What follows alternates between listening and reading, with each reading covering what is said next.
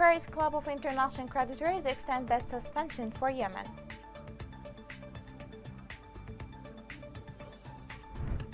The U.S. Special Envoy resumes his consultations to push the political dialogue in Yemen forward.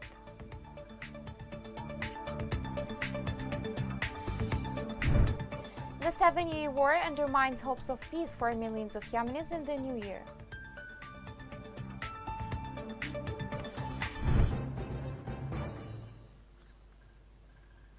Welcome to Yemen Today TV. This is the English news with me, Rushan Fouad. Starting from France, where the Paris Club of International Creditors said that it had agreed to extend the debt suspension for Yemen. This comes at a time when Yemen enters its 7th year of war that has killed tens of thousands of people, displaced millions, and pushed the country to the verge of famine. The United States encouraged the international community to sustain and increase their humanitarian support to Yemen. In a press briefing, the State Department spokesman Ned Price said that Biden's envoy to Yemen, Tim Lenderking, is engaging with different factions to promote inclusive peace process and to amplify calls for peace, accountability, and humanitarian relief. He stressed that the U.S. is working on all levels to end the conflict in Yemen. This fact has been prioritized by Biden's administration since day one, starting with the appointment of Tim Lenderking as a special envoy. And when it comes to humanitarian relief on the issue of Yemen, we remain one of the largest single donors to that humanitarian response. To date, we've provided over $4 billion to alleviate the suffering of the Yemeni people. And we are continuing to encourage the international community, just as the UN is doing, to do even more. As part of his efforts to push for political talks, the United Nations envoy resumed his communications with Yemenis. The Swedish diplomat had a telephone call with the Yemeni Foreign Minister Ahmed bin Mubarak. He urged all parties to cooperate with the efforts of the United Nations, reiterating that a political solution based on dialogue is the guarantee for building a just and sustainable peace in the country. For his part, bin Mubarak briefed the UN envoy on the recent humanitarian, political, and military developments. He affirmed that the government's support for the UN efforts to establish peace and end the war, blaming the Iranian-backed Houthi militia for hindering all international and regional initiatives to revive the political process. Human Rights Watch released a report on the human rights violations, underlining unlawful attacks, children, and armed conflict, landmines, and impeding humanitarian access and others. Entitled by Yemen Events of 2021, the organization's report estimated that the 7 years conflict has caused the deaths of nearly 250,000 people and pushed half of the population into the brink of famine. It indicated that in 2021, the conflict intensified with 49 districts directly affected by active front lines. Human Rights Watch said that Houthi rebels continue to block UN experts from securing the safer oil tanker off the coast of Hodeidah, leaving Yemen at risk of an environmental disaster if the ship's oil leaks into the Red Sea. Many people in Yemen wish that the new year can bring them hope of resolution to the conflict. However, the recent spike of violence in the country seems to have ruined such hopes. The only reality is that the 7-year war has not subsided, and it appears to be escalating further in 2022. The ongoing Houthi offensive in Ma'rib and everywhere has killed the Yemenis' expectations for peace this year. The following report has more details. The 7-year war in Yemen has not subsided, and it appears to be escalating further in 2022. Houthi rebels are to blame for failing all peace initiatives presented since the beginning of the year. The aerial bombing is not the sole escalation.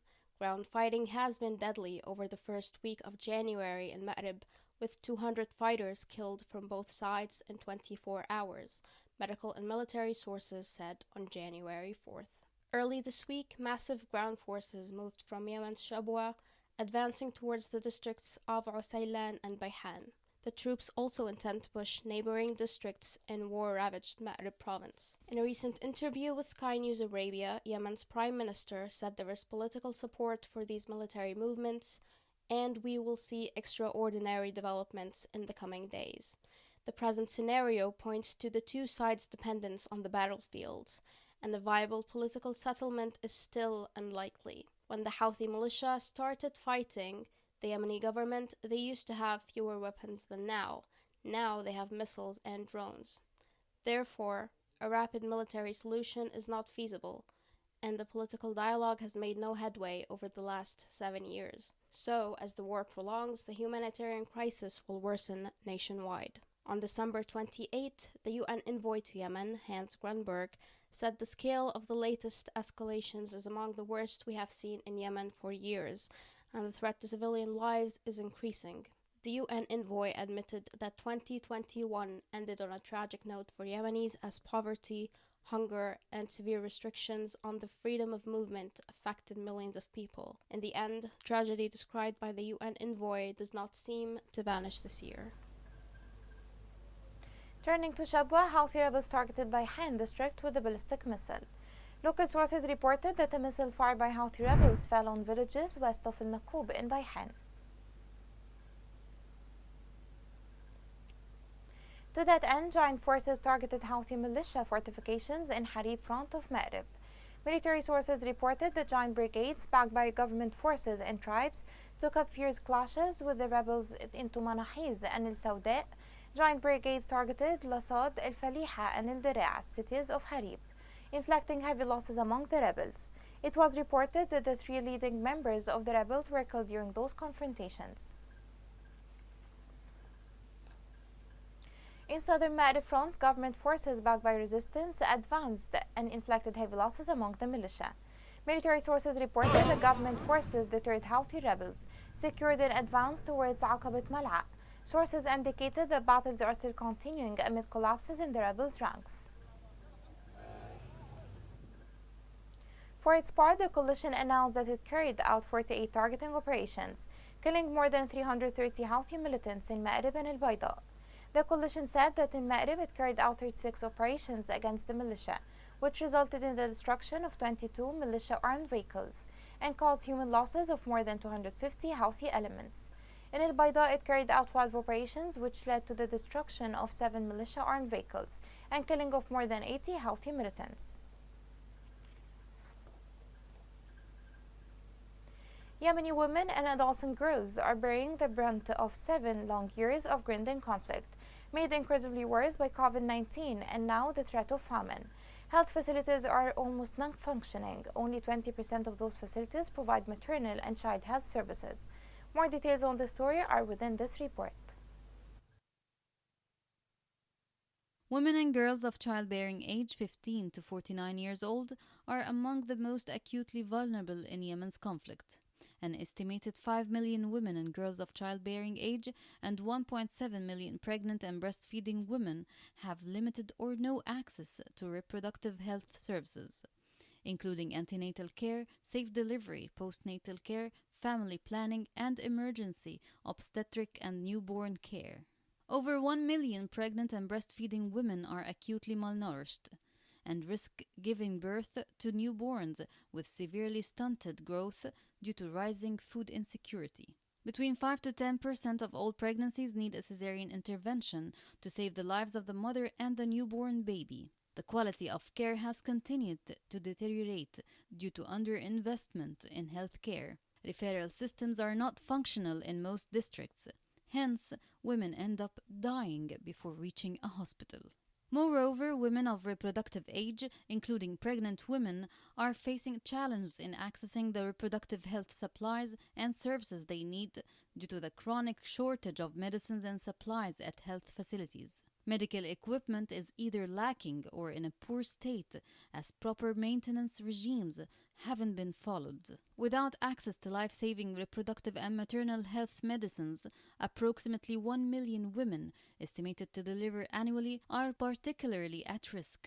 Another estimated 1 million women who would want to use family planning to postpone pregnancy during this crisis period would be at risk of unwanted pregnancies and consequent risks to their lives and their newborns. As the conflict continues, maternal death in Yemen will increase as women and girls of childbearing age struggle to access the reproductive health services they desperately need. Funding for reproductive health, which remains severely underfunded, remains urgent not only to sustain but to scale up reproductive health services. Houthi rebels have used landmines in violation of the 1997 Mine Ban Treaty, which caused 9,000 civilian casualties since the war began. According to the Civilian Impact Monitoring Project, landmines and unexploded ordnance have caused approximately 9,000 civilian casualties since the beginning of the conflict and 284 civilian casualties in 2020, including 55 children. For its part, the group of eminent experts reported that Houthi rebels have used anti-personnel landmines, which may amount to war crimes. Turning to Shabwa, a young man demined around 50 mines planted by Houthi rebels in liberated areas of the province. According to the Yameni Mine Observatory, a young man from the Bayhan district in Shabwa took the initiative to remove Houthi mines from his area. The observatory said that the young man, who works as a volunteer alongside other residents of the area, has removed more than 50 Houthi mines. Meanwhile, the young man and other volunteers are working to clear their areas of mines without being able to obtain equipment or safety tools. Earlier, La Mine Observatory monitored the death of 38 people and the injury of 50 others in Usaylan, Bayhan and Ain in Shabwa, and Harib in Ma'rib due to heavy mines planted by Houthis. In Taiz, 12 citizens were injured in an explosion of an explosive device planted by the rebels in Al-Makha. Security sources said that the explosion targeted a minibus at Aden Square, injuring 12 citizens, including 2 girls with varying injuries. He stated that the injured were taken to the field hospital. The members of the Security Council condemned Houthi seizure and detention of the United Arab Emirates flagged vessel, Rawabi, of the coast of Yemen. They called for releasing the vessel and its crew and underscored the necessity of ensuring the crew's safety and well-being until their release. They called on all sides to resolve the issue quickly and underlined the importance of freedom of navigation in the Gulf of Aden and Red Sea, in accordance with the international law. The members of the Security Council urged all parties to de-escalate the situation and to engage constructively with the United Nations Special Envoy in order to return to inclusive political talks.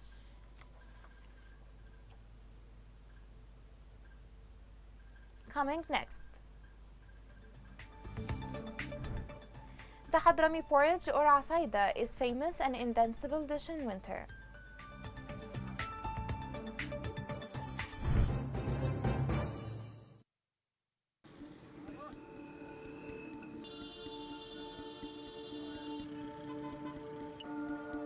راتب الواحد 120 ألف، والكيس الدقيق ب18,000، والكيس السكر اليوم ب20,000. كم يعني بيعطي هذا الراتب كامل كيس سكر وكيس دقيق؟ المواطن اليمني يعيش في أزمة إنسانية وغذائية مؤلمة من غلاء الأسعار وفحشة الأسعار وغلاء الصرف والعملة الأجنبية في البلد. حالة الحين حالة لما خرج لما ندفنا شقيرة ما نقدرش ناكل الأكل داخل ما إحنا بحاجة صعبة.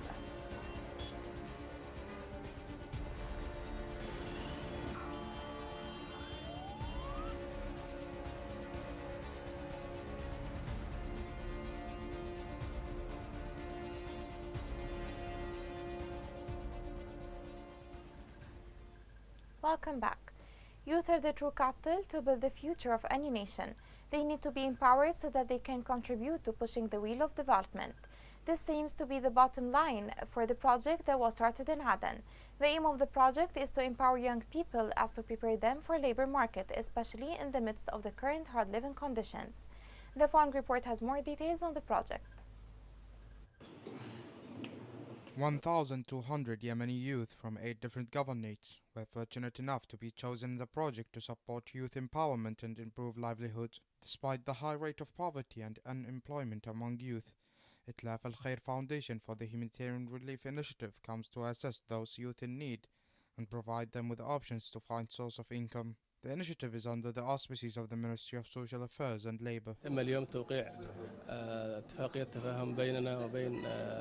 An agreement of understanding was signed with Itlaf Al Khair Foundation to support the Youth Empowerment Project to improve livelihoods in Yemen, which targets more than 1,250 young men and women with a public benefit of 7,500 families. Such programs, supported by King Salman Relief Center, are needed at a time where difficult challenges face Yemeni youth due to the war. The project aims to promote economic recovery and create job opportunities for young men and girls in the field of sewing, electric devices maintenance, pastry, hairdressing, photography and montage. Targets 40% of the people of Aden Governorate and 60% of the displaced from other governorates. Over the course of a whole year, youth will be trained in two stages. The first stage, which will be done in the first half of 2022, will enable youth males to engage in income-generating projects. In the second half of the year, female family providers and young women will be trained in suitable fields. After training, youth will be empowered with professional tools through which they will be able to open their small projects and join the labor market. سنعول كثيرا على هذه الاتفاقيات أو على هذا البرامج. We will rely on these programs. It's known that poverty line has become large among our youth, and therefore it's necessary to empower young people to obtain different professions in several fields. In fact, there are a large number of technical and job-related institutes in Aden that we hope to coordinate with in order to conduct short courses for young people to obtain professions that protect them from poverty. Observers believe that this project, for which the agreement was signed to officially launch it, will serve a large segment of young people in Aden and displacement camps, with the aim of encouraging them to establish small projects through which they support their families and provide basic needs of life to survive. To economy, foreign currency's value dropped against the Yemeni rial in buying, while in selling it is still increasing. Banking sources said that the value of buying the US dollar fell to 1,100 rials and the Saudi rial to 280 rials. Exchange companies stick to a different price between the purchase and the sale, as they sell the dollar for 1,219 rials. In Marib, Safer Oil and Gas Refining Company intends to increase production of C5 gas and enhance petroleum. Their operations manager said that the company plans to increase production to 40 million cubic feet of domestic gas starting from January, so that the daily production will be 1,500 barrels. Yemen enjoys not only a rich cultural heritage but also a geographical diversity that is reflected almost in every aspect of life, especially food. Different delicious dishes are linked with specific cities. Of those dishes is the porridge, or what is known locally as asaida. It is made in different cities, especially in Hadramaut. The following report has more details. Some of the popular dishes in Hadramaut are associated with certain seasons, and this is what Muhammad Barmada offers with the beginning of the winter season in preparing the Hadrami porridge meal, or what is known locally as al-asida, which is the most wanted meal in winter. Hadrami porridge takes almost 2 hours to be done and stays out for 4 hours to cool. It's done with dates and flour, which is very easy and practical recipe. A winter meal that has existed since ancient times. Its preparation depends on dates and mixing it with water until it becomes a solvent. Then it's left under a certain heat and mixed with ground wheat in addition to some ingredients, and then stirred and squeezed until it's ready to be eaten as a popular inherited meal. It's a winter meal which is not for all season, specifically in cold weather. One of its benefits is that it gives energy, calories and warms people in the cold weather. The highest demand for it is in December and January, when the weather is really cold. It's mostly wanted by old people. Many people tend to eat it at dinner, sometimes at lunch too, when it's too cold. In the past, Hadrami porridge was distributed to relatives and neighbors as a kind of courtesy to strengthen social and family bonds. But today, it's sold in the markets due to the few families who continue to prepare it at home. Many people here tend to eat Hadrami porridge in the cold season and from time to time due to its delicious taste that gives the body warmth and vitality. We came here once to eat the Hadrami porridge, and we liked it so much. It is the first time for us to try it, as we don't have this in Sana'a or Ta'az. We found it amazingly delicious.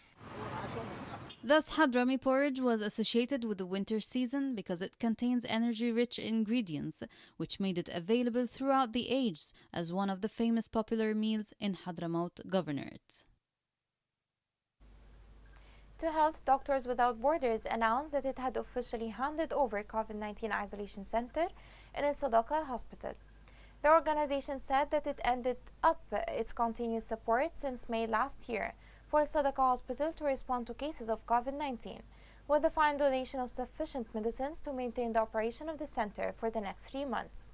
This comes 2 days after the Minister of Health warned of a new wave of the coronavirus in Yemen, amid a noticeable increase in the number of infections and deaths from the pandemic. Amid warnings from the outbreak of the 4th wave of COVID-19, the committee officials said that 17 new cases were recorded of the pandemic. Committee officials said that no recovered cases were recorded and only 1 death was reported.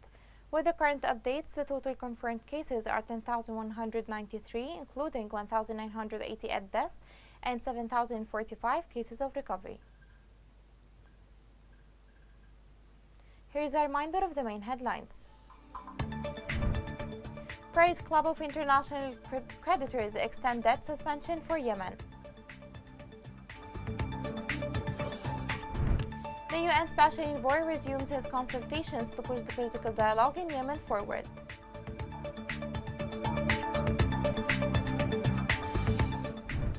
The 7-year war undermines hopes of peace for millions of Yemenis in the new year.